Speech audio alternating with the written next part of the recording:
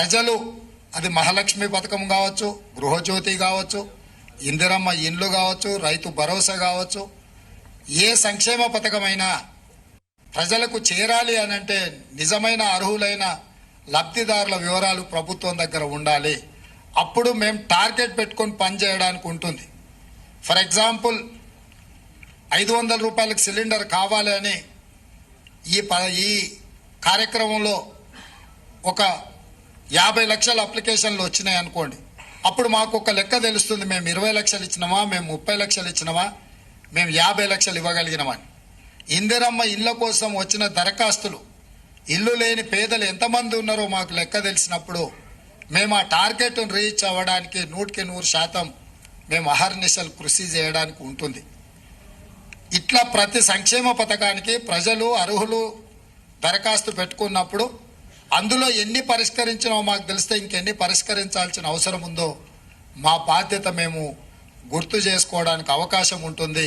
అందుకే ఈ కార్యక్రమాన్ని ఒక మంచి ఉద్దేశంతో, ప్రజలకు మేలు చేయాలన్న ఆలోచనతోటి డిసెంబర్ 28, 2023 ప్రారంభమయ్యి జనవరి 6, 2024 వరకు కొనసాగుతుంది. మండలాల వారీగా ప్రతి మండలాన్ని 2 గ్రూపులుగా విడగొట్టి ఒక గ్రూప్కి ఎంఆర్ఓ గారు, ఇంకొక గ్రూప్కి ఎంపీటీఓ గారు బాధ్యత వహిస్తారు. అదేవిధంగా ప్రతి అధికారి రోజుకు 2 గ్రామాలను సందర్శిస్తాడు. ఉదయం 8 గంటల నుంచి 12 గంటల వరకు ఒక గ్రామంలో గ్రామ సభ జరిగితే మధ్యాహ్నం 2 గంటల నుంచి 6 గంటల వరకు ఇంకొక గ్రామంలో గ్రామ సభ జరుగుతుంది. ఆ విధంగా అన్ని గ్రామాలను, అన్ని మున్సిపల్ వార్డులను కవర్ చేయడం.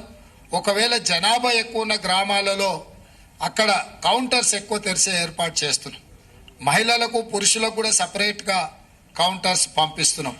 ఇదే కాకుండా డిసెంబర్ 28 నుంచి జనవరి 6 తారీఖు వరకు గ్రామ పంచాయతీలలో గ్రామ కార్యదర్శి లేకపోతే అంగన్వాడీ టీచర్లో ఎవరినో పెట్టి అక్కడ అప్లికేషన్లు పెట్టి, ఒకవేళ గ్రామ సభలో అప్లికేషన్లు ఇవ్వలేకపోయిన వాళ్ళు గ్రామ పంచాయతీలో కూడా ఈ పని దినాలలో ఇచ్చుకునే విధంగా కూడా ఏర్పాట్లు చేస్తున్నాం. ఎందుకనంటే ఈ రోజు తప్పితే మళ్ళీ అవకాశం ఉంటుందో లేదో అని అక్కడ ఎక్కువ ఒత్తిడి అయ్యి ప్రజలకు ఇబ్బంది జరగకుండా ఉండడానికి ఈ కార్యక్రమాన్ని ఆ దినాలలో ఖచ్చితంగా అక్కడ గ్రామ పంచాయతీలలో ఏర్పాట్లు చేస్తున్నాం.